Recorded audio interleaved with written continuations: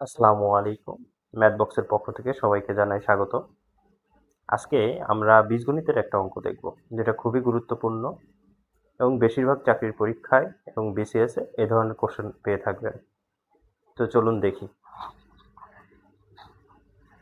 32/64 এর power x সমান সমান 8 হলে এক্স এর মান কত? তো এক্স চলকের মানটা আমাদেরকে বের করতে হবে।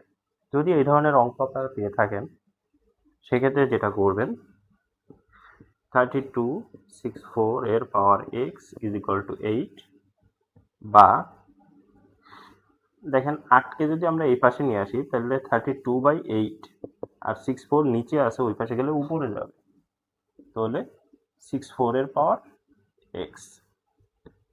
তাহলে যদি কাটাকুটি করি, 4 × 8 = 32, তাহলে 4 আর 64 রে আমরা লিখতে পারি 4 এর পাওয়ার 3, মানে 4 এ 4 এ 16, 4 16 64, 4 এর পাওয়ার 3 আর এই এক্স।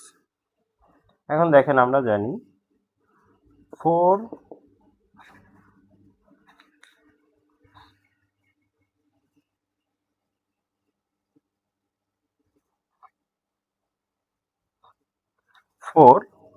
আর এই 4 এর পাওয়ার 3x, এটা গুণ হয়ে তাহলে 3x গুণ হলে 3x পাওয়ারে পাওয়ারে গুণ হবে, পাওয়ারে পাওয়ারে গুণ হয়ে 3x হবে।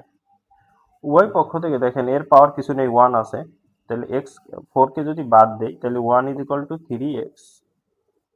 তাহলে দেখেন 1 = যদি 3x হয়, তাহলে x সমান সমান 3 এই পাশে ভাগ হবে, 1/3 = x। অতএব x এর মান আমরা পাই 1/3। এটাই অ্যান্সার।